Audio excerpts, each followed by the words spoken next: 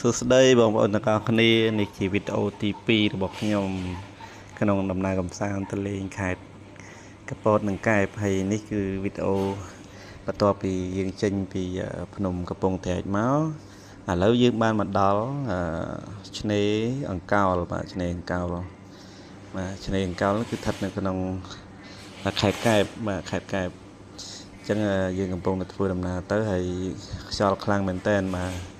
ខ្យល់ខ្លាំងពុទ្ធសាវិវិលហើយអឺទឹកប្រឡូកក៏ខ្លាំងដែរប៉ុន្តែឆ្នេរអង្កោលនេះទឹកល្អបាទទឹកល្អហើយបន្ទាប់ពីហ្នឹងខាងឡានបានឈប់ហើយយើងក៏ចុះពីឡានហើយមិនភ្លេចទីថតរូបបាទដាក់មកប៉ុស្តិ៍ពីរប៉ុស្តិ៍អញ្ចឹងទៅបាទទុកអនុស្សាវរីយ៍បាទអញ្ចឹងទៅណាមកណាអត់ចោលទេការថតរូបព្រោះយើងទៅហើយយើងថតរូបពេលយើងមកវិញយើង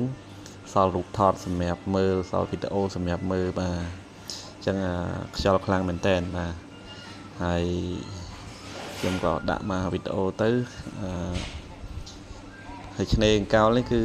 បងប្អូននេះអត់សូវស្អាតទេដោយសារសូវមានខ្សាច់ហើយវាមានសម្រាមច្រើនបាទមានសម្រាមច្រើនហើយក៏ខ្ញុំហៅកូនមកដាក់មកប៉ុស្តិ៍ពីរប៉ុស្តិ៍ម្នាក់យ៉ាងទៅបាទនេះបាទហើយខ្យល់ខ្លាំងមែនទែនបាទហើយបាទចឹងយើងថតរូបបាទជុំគ្នានេះជារូបថតទេហើយខ្ញុំដាក់បញ្ចូលក្នុងវីដេអូនេះដែរបាទហ្នឹងហើយចឹងឆ្នេរអង្កោលយើងគណចុះមកមើលបាទចុះមកមើលស្រូបខ្យល់អាកាសតែប៉ុណ្ណឹងអត់មានញ៉ាំអីអត់មានធ្វើអីទេគ្រាន់តែថតរូបហើយមើលសមុទ្រមើលអីប៉ុណ្ណឹងបាទហើយបន្តិចទៀតបានយើងចេញទៅខាងខេត្តកែបឆ្នេរកែបម្ដងបាទឆ្នេរកែបបាទអញ្ចឹងនេះគ្រាន់តែមកថតរូបមើលទឹកសមុទ្រទេបាទនេះកូនខ្ញុំស្រុបទាំងអស់30នាក់បងប្អូន30នាក់សិតតែកូនថ្នាក់ទី11បាទថ្នាក់ទី11បាទ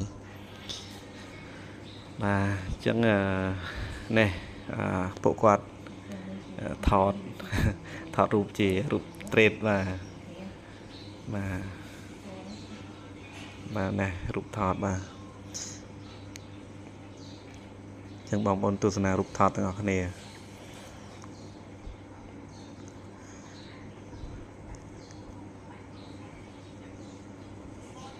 បាទនេះទឹកលោកបាទបងប្អូនពេលទឹកល្អមែនទែននៅនេះលេងទឹកអីអត់កើតទេព្រោះវាជាឆ្នេរថ្មីដែលគេរៀបចំហើយវាមានសម្រាមមានអីច្រើនហើយជាកន្លែងនេសាទផងបាទកន្លែងនេសាទ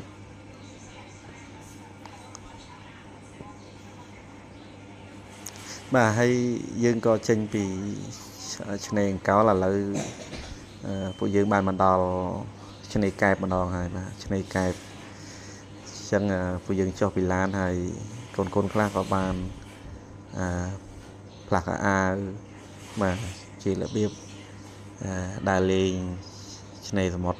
ហ្នឹងហើយនេះកន្លែងនាងសិលាចាំប្តីបាទហើយនៅឆ្នេរកែបថ្ងៃនេះក៏ទឹកល្អដែរបាទប៉ុន្តែនៅតែមានបងប្អូនយើងខ្លះគាត់លេងទឹកបាទនេះកូនខ្ញុំគាត់បានផ្លាស់សម្លៀកពាក់ហើយបាទស្អាតណាស់សាច់ឈុតសបាទរបៀបដើរលេងសមុទ្របាទនេះគេមានធីមគេបាទអាវដូចគ្នាអញ្ចឹងបាទហ្នឹងហើយពួកគាត់ដើរលេងសប្បាយតបពីការរៀនសូត្រនៅហត់អញ្ចឹងយើងដើរលេងខ្លះយើងសប្បាយខ្លះយើងរៀនសូត្រខ្លះហ្នឹងហើយយើងមិនទៅឆ្ងាយយើងដើរចិត្តដែរទេកពតកែបឯហ្នឹងបាទហើយយើងក៏មកនេះជុំគ្នាដើម្បីយើងថតរូបកន្លែងខ្ញុំកន្លែងខេត្តកែបបាទហើយបន្ទាប់ទៀតយើងក៏បានចុះក្នុងគ្នាចុះមកមើលនៅឆ្នេរបាទមើលទឹកសមុទ្រប៉ុន្តែអត់ឲ្យកូនមុជទឹកសមុទ្រទេបាទ ព្រោះទីមួយខ្យល់ខ្លាំងហើយទឹកសមុទ្រអាឡកធំហើយកុំឲ្យសើមបាទពេលយើងឡើងឡានអីសើមពិបាកចឹងអត់ឲ្យលេងទេឲ្យតែមកមើលទឹកសមុទ្រឲ្យថតរូបថតអីប៉ុណ្ណឹងបាទណែឆ្លៀតបានលេងសើមជើងតទៅបានបាទហ្នឹងហើយមានអ្នកខ្លះក៏ថតរូបជុំគ្នាចឹងមកបាទបាយបាទទុកអនុស្សាវរីយ៍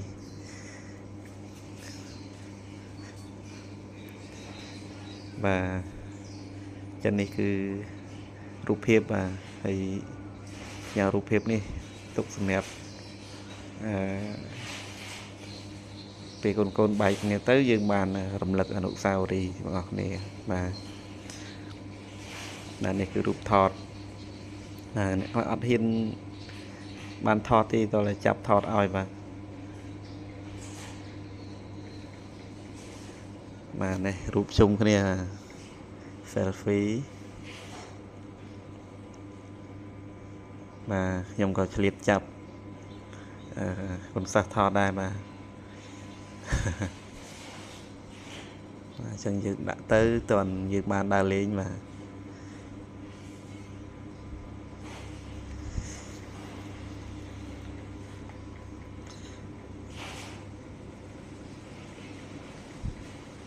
បាទអញ្ចឹងវីដេអូយើងនេះគឺមើលទឹកសមុទ្របាទនៅតែមានអ្នកលេងអញ្ចឹងប៉ុន្តែមិនសូវលេងច្រើនគ្នាទេតិចតួចទេហើយដោយសារម៉ោងក៏ច្រើនដែរក្នុងម៉ោងដូចជាឈាម11ថ្ងៃត្រង់ហើយបាទអញ្ចឹងយើងឡើងពីឆ្នេរមកវិញគឺយើងញ៉ាំបាយជុំគ្នាបាទញ៉ាំបាយជុំគ្នាគឺយើងមានម្ហូបស្រាប់របស់យើងបាទយើងធ្វើមកពីផ្ទះបាទហើយញ៉ាំបាយហើយយើងក៏បន្តដំណើរទៅទៀតបាទតដំណើរទៀតគឺទៅលេងខាងទីរួមខេត្តកំពតម្ដងបាទអញ្ចឹងវីដេអូទី2របស់យើងនេះគឺមានប៉ុណ្ណឹងបាទសូមអរគុណសូមចាំទស្សនាវីដេអូទីបន្តទៀតបាទ